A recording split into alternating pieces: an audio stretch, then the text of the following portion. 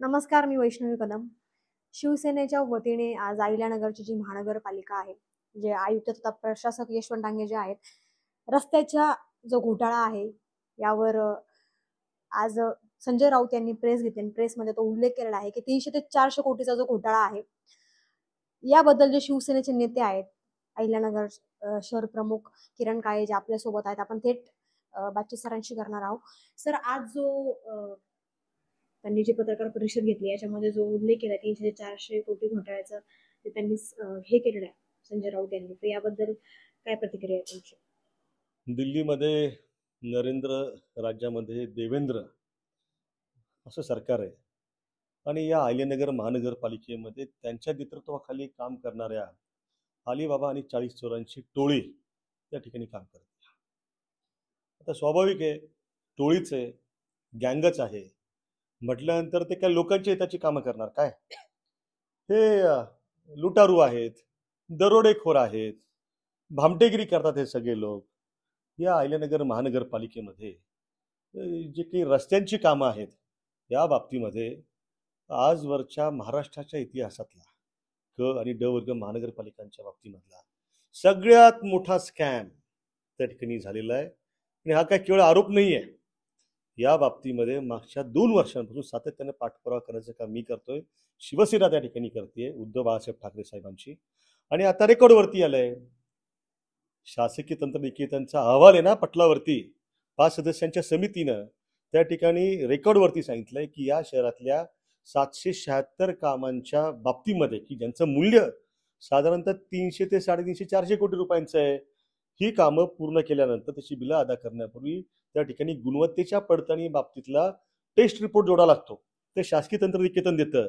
शासकीय तंत्रनिकेतन रिपोर्ट न देता सुद्धा शासकीय तंत्रनिकेतनच्या नावाचा गैरवापर करून त्या ठिकाणी दरोडा घालण्याच्या जनतेच्या तिजोरीवरती हेतूनं, गैरहेतूनं या लोकांनी संगनमत करून त्या ठिकाणी बनावट शासनाच्या नावाचे लेटर पॅड तयार करणं, बनावट शिक्के तयार करणं, राजपत्रित अधिकारी जे गॅजेटेड ऑफिसर आहेत त्या सरकारचे त्यांच्या नावाचे बनावट शिक्के तयार करणं, खोट्या सह्या करणं, ही सगळी पापं करून त्या ठिकाणी लुटण्याचं काम, महापालिका म्हणजे जनतेला लुटण्याचं काम या शहरातल्या केलेलं आहे. त्यामुळे हा जो काही भ्रष्टाचार ह्या सगळ्या ठेकेदार, महानगरपालिकेतले बांधकाम विभागाचे शहर अभियंत्यांचे अभियंते, आयुक्त, उपायुक्त, अतिरिक्त आयुक्त, शासकीय तंत्रनिकेतनचे प्राचार्य, त्यांची खालची सगळी टीम, त्यानंतर या शहरामध्ये 776 कामांसाठी जे ठेकेदार काम करतात, बाकी ठेकेदार आहेत इतर कामांमध्ये करणं, हे 100, 150, 200 ठेकेदार आहेत सगळे. जवळपास याची व्याप्ती जर तुम्ही तपासली तर साधारणतः 200-250 लोकांवरती गुन्हा दाखल करावा लागेल. 2 वर्ष पाठपुरावा त्या ठिकाणी आम्ही शिवसेना म्हणून करतोय, परंतु कोणती दाद ह्या लोकांनी दिली नाही. आयुक्त, कलेक्टर, SP एवढंच काय, तर या जिल्ह्याचे पालकमंत्री जे शासनामध्ये बसलेले आहेत, मोठे नेते आहेत, त्यांच्याकडे सुद्धा तक्रार 2 वर्षांपूर्वी केली होती, त्यांनी काही केलं नाही. शेवटी मी अँटी करप्शनमध्ये गेलो नोव्हेंबर 2023 मध्ये, तिथे तक्रार केली. त्यामुळे आम्ही तुमची जबाब घेऊ. जबाब घ्यायला 1 वर्ष लागला. मागच्या वर्षी यांनी जबाब घेतला, त्यासाठी मला पाठपुरावा करावा लागला, पण आज त्यालाही 8 महिने उलटले. मला याच्यातनं एकच सांगायचं की एवढ्या सगळ्या यंत्रणांकडं प्रशासन आणि शासन पाठपुरावा करून देखील जर ह्या भ्रष्टाचारांना पाठीशी घालण्याचे काम ही लोक करत असतील तर ह्या लोकांना आम्ही सोडणार नाही. या शहरातल्या जनतेचं व्यापक हित, या शहराचा विकास, या शहरातल्या विकासांच्या कामाची गुणवत्ता हे आमच्यासाठी प्राईम अजेंड्यावरती आहे आणि याच्या आड जे लोक येतील त्या भ्रष्टाचारांना तुरुंगातच जावं लागेल. आज जी प्रेस झाली त्याच्यामध्ये जो 2016 ते 19 दरम्यान रस्त्याचा जो घोटाळा 300 ते 400 कोटीचा घोटाळा आहे असं सांगण्यात आलेलं आहे.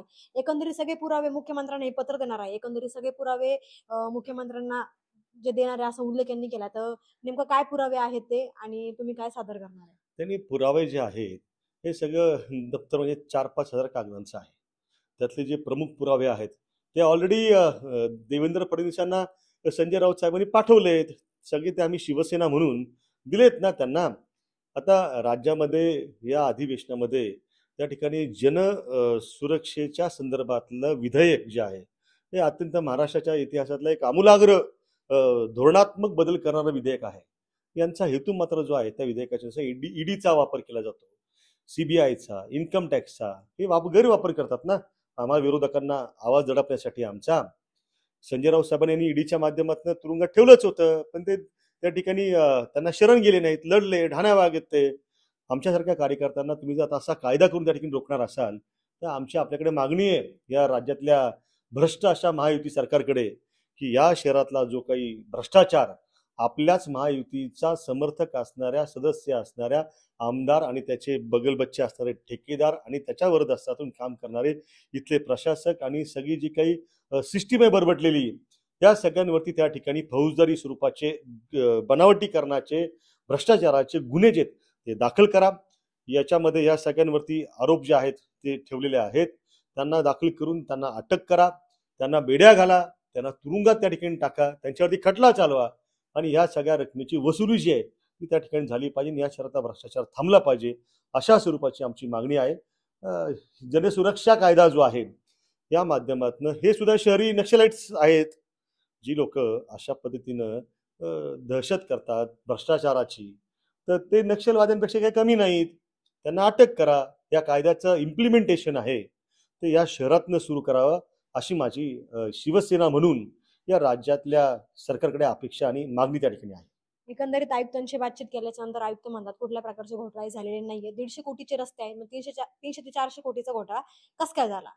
सोडा हो, आयुक्त जे आहेत ते त्या ठिकाणी जे बसलेले आहेत तर ते जनतेचे आयुक्त महानगरपालिकेचे सेवक म्हणून त्या ठिकाणी बसतात असं काय त्या ठिकाणी चित्र नाही आहे. या बाबतीमध्ये आयुक्तांनी आज जे काय वक्तव्य केलंय देऊया त्याच्यावरती आम्ही उद्या उत्तर. आहे ना 4-5 हजार कागद आहेत त्यांच्या सिस्टममधनं आणलेले आहेत.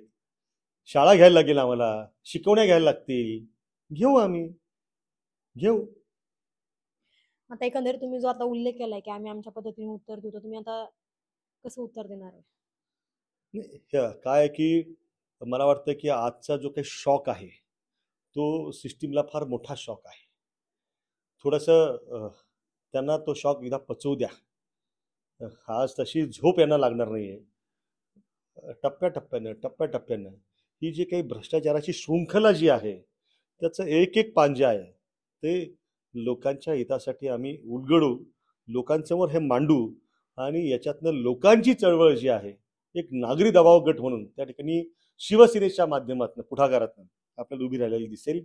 आणि अशा भ्रष्ट लोक जे आहेत त्यांचा आम्ही वेळोवेळी भांडाफोड जो करत आलोय तो या बाबतीत सुद्धा केल्याशिवाय आम्ही राहणार नाही. एकंदरीत हा नेमका घोटाळा काय आहे? आणि काय की ज्यावेळेला एखादं काम होतं त्या कामानंतर त्याची गुणवत्ता पडताळणी करून तो रिपोर्ट द्यायला लागतो, मग बिलं निघतात. तुमच्या कामाचा जर दर्जा उत्तम नसेल ॲज पर इस्टिमेट्स जे काही त्यात प्रिस्क्राईब केलेलं आहे त्याचा कंटेंट आहे तर त्याला बिल ते देता कामा नये. शेवटी ही दळणवळणाची एक व्यवस्था आणि यंत्रणा आहे ती अनेक वर्षानंतर लोकांच्या पैशातनं मोठ्या काळासाठी टिकावी म्हणून करणं अपेक्षित असतं, ती त्याची जबाबदारी आहे. पण आम्ही अभ्यास या सगळ्याचा केला तर त्यावेळेला खूप गंभीर बाबी समोर आल्या आमच्या. काही ठिकाणी यांची जी काही मोड ऑफ ऑपरेंड असते एखाद्या गुन्ह्याची जी काही कार्यप्रणाली असते गुन्हा करण्याची गुन्हेगारांची तशी भ्रष्टाचारांची पण एक त्या ठिकाणी वर्ग आहे, टोळी आहे, ती त्यांच्या एका रिदममध्ये भ्रष्टाचार करते. या बाबतीमध्ये काही कामं जी आहेत ती कागदावरती समजा 10 कोटीची आहेत, प्रत्यक्षामध्ये ती 2-3 कोटी त्यांनी उरकली अशी तशी. उरलेल्या रकमेमध्ये जे काही लोकप्रतिनिधी आहेत त्यांचं त्या ठिकाणी एक टोल नाका आहे. त्या टोल नाक्यावरती जाऊन तुम्हाला टोल भरावा लागतो. कधी 10% भरावा लागतो, कधी 20%, 30-30% टोल घेतात. कामं शासनाची, जनतेच्या पैशाची, महापालिकेची, पण टोल कोण घेत आहेत? त्या भ्रष्टाचाराच्या पैशांचा या शहराचे आमदार घेतात. त्यांची सगळी बरबटलेली लोक त्या ठिकाणी घेतात. मग काही ठेकेदार पैसे तो खातो. हे जे अधिकारी आहेत हे सगळं दडवण्यासाठी यांना मदत करतात. सिस्टीममध्ये राहून जनतेची सेवा करण्याऐवजी अशा भ्रष्ट राजकीय पुढारी त्यांच्या लोकांची सेवा करण्याचे काम ही जे लोक करतात तर त्या माध्यमातून सेवा करून अनेक अशी कामं आहेत की जी फक्त कागदावरती आहेत, प्रत्यक्षात कामं झालेलं नाही. संजय राऊत यांनी आज अजून एक उल्लेख केलेला आहे की जे नगर शहराचे आमदार आहेत ते भगवा टिळा लावून आणि पंचा घालून फिरतायत की बाबा त्यांचं जे हिंदुत्वाचं सोंग घेऊन फिरतात त्यांचं या गोष्टीकडे लक्ष नाही. लक्षात घ्या की भगवा टिळा लावला आणि भगवा पंचा घातला म्हणजे काय तुम्हाला लायसन्स दिलंय काय त्या ठिकाणी भ्रष्टाचार करण्याचं लायसन्स दिलंय कुणी? मी सुद्धा हिंदू आहे. या शहरामध्ये बहुसंख्येने हिंदू लोक या ठिकाणी राहतात. मग तुम्ही भगवा पंचा घालून जर हिंदुत्व हिंदुत्व असं आमचं त्या ठिकाणी नागरिकांचं लक्ष वेधून घेऊन डायव्हर्ट करून दिशाभूल करून इकडे ते दाखवायचं आणि दुसऱ्या हाताने हिंदूंनाच त्रास होईल, कारण हिंदू ह्याच रस्त्याने जातात ना या शहरातल्या, का ते आभाळातनं जातात. त्यांचा प्रवास जो ह्या शहरातल्या रस्त्यांवरतूनच होतो ना.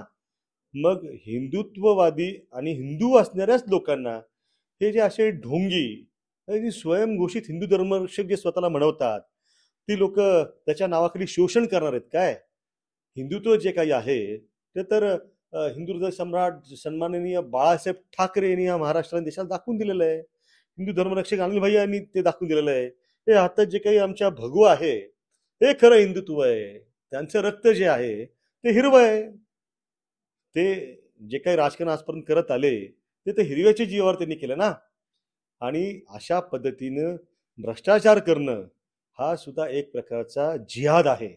आणि तो जिहाद गळ्यावरती भगवा टांगून त्या ठिकाणी जर तुम्ही करणार असाल तर अशा पद्धतीनं करण्याची परवानगी तुम्हाला तुमच्या या चुकीच्या कृत्याला रोखण्याची ताकद ही शहर शिवसेनेमध्ये आहे.